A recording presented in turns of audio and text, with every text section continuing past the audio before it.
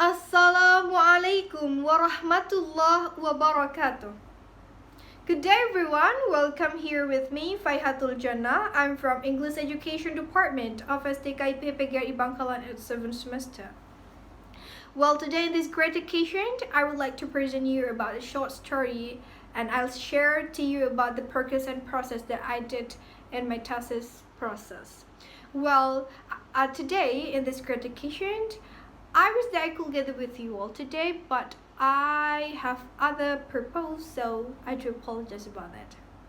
Okay, let's start. So, pertama-tama saya akan bercerita tentang problem yang saya angkat dalam topik tesis saya, yaitu an analysis of internal factor cause lack of youth motivation to learn speaking English earlier, cruise ship profession career in Lajing Village, Arosbaya, Bangkalan. So, permasalahan ini, isu dari tesis saya ini berangkat dari desa saya sendiri, desa kelahiran saya, Desa Lajing, Arosbaya, Bangkalan. So, mayoritas penduduknya bekerja sebagai kru kapal pesiar, kemudian kru kapal pesiar itu identik sekali dengan luar negeri, kemudian luar negeri itu adalah bahasa yang kita gunakan adalah bahasa Inggris. Tetapi yang terjadi, the factual issue that happened in my village adalah mereka ignore English language.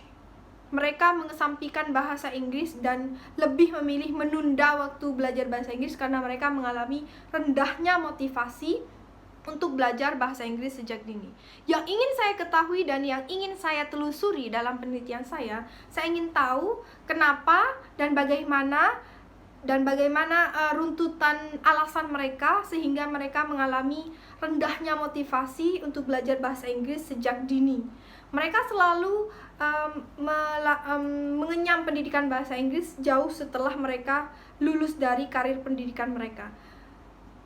Yang saya sangat sayangkan, mereka bisa mendapatkan itu semua jauh ketika mereka sedang berada dalam periode pendidikan, junior high school, senior high school. Tetapi yang terjadi tidak. Mereka lulus senior high school, lulus SMA baru ingin belajar bahasa Inggris, dan itu membutuhkan waktu yang sangat lama, bukan hanya 2 bulan, 3 bulan, no, 1-2 tahun dengan trainingnya itu sangat panjang sekali. Nah, itu yang saya sangat sayangkan dan sangat ingin saya telusuri. Oke, itu bermasalahnya. Kemudian kita lanjutkan ke metodenya. Saya menggunakan metode kualitatif, deskriptif, karena saya ingin mengeksplor lebih jauh bagaimana, apa saja alasan mereka yang membuat mereka mengalami rendahnya motivasi untuk belajar bahasa Inggris sejak dini, begitu ya. RQ dari permasalahannya adalah yang pertama, saya ingin mengetahui tentang general factornya. What kind of general factor that cause lack of youth motivation to learn English. Yang kedua adalah the point of my point dari tesis saya, yaitu internal factor, yaitu alasan dari dalam diri mereka sendiri yang membuat mereka itu mengalami rendahnya motivasi untuk belajar bahasa Inggris. Sedangkan bahasa Inggris menurut Zheng yang 2017 mengatakan bahwa the majority of company place high requirement to speak English to the crew member in a cruise ship. Mereka mengatakan bahwa mayoritas dari perusahaan company cruise ship itu menempatkan persyaratan tertinggi untuk kru membernya fasih berbahasa Inggris. Jadi ini adalah ini bertolak belakang dengan permasalahan yang ada di desa saya sendiri. So that's the point of my thesis problem. Oke, itu RQ-nya. Kemudian kita ke metode. Kemudian kita ke guideline dari cara saya mendapatkan data, analisis data. Saya melakukan interview. Saya menggunakan semi-structure interview karena saya ingin tergantung dengan pertanyaan, tetapi saya ingin menggali lebih jauh lagi tentang jawaban si responden saya. Saya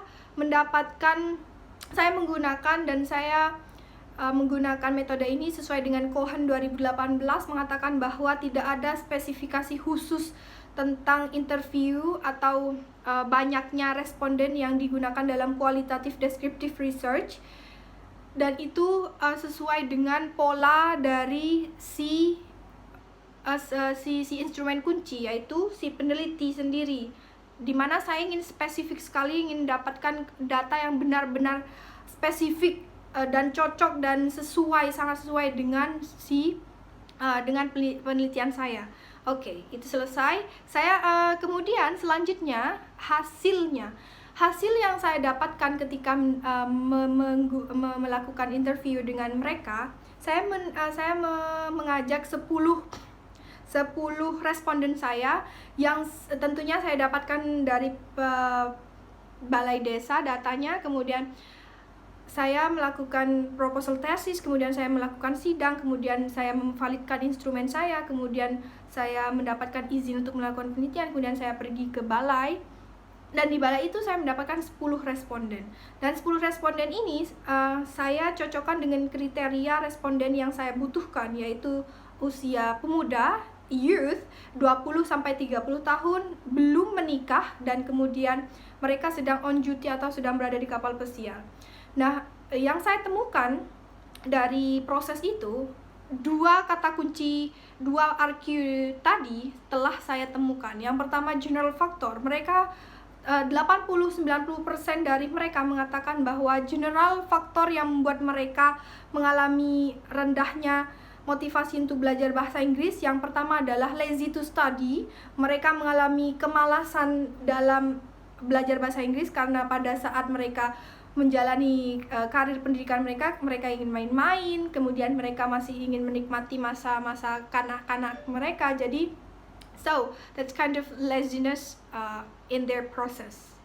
Karena menurut Ainia 2020 itu kemalasan yang terjadi dalam proses pembelajaran itu adalah karena mereka mengalami kurangnya ketertarikan untuk belajar sebuah subjek itu, yang subjek ini dikatakan adalah subjek bahasa Inggris. Kemudian alasan yang kedua adalah dislike English lesson. Mereka tidak suka bahasa Inggris karena menurut mereka mengatakan bahwa bahasa Inggris itu kompleks, so that's kind of complicated.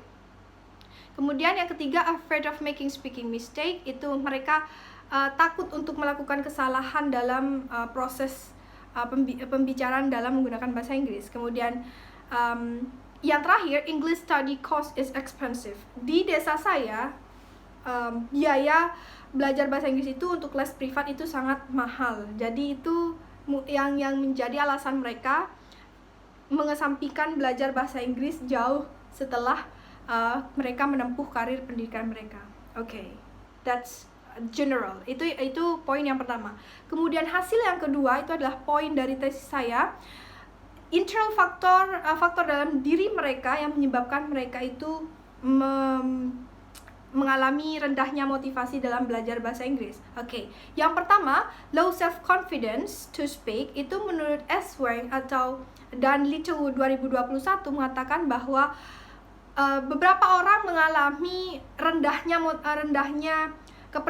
tingkat kepercayaan diri dalam menampilkan pembicaraan di depan umum menggunakan bahasa Inggris. Dan itu yang terjadi, itu benar-benar faktual yang terjadi di desa saya sendiri, kepada para pemuda yang sudah saya wawancarai.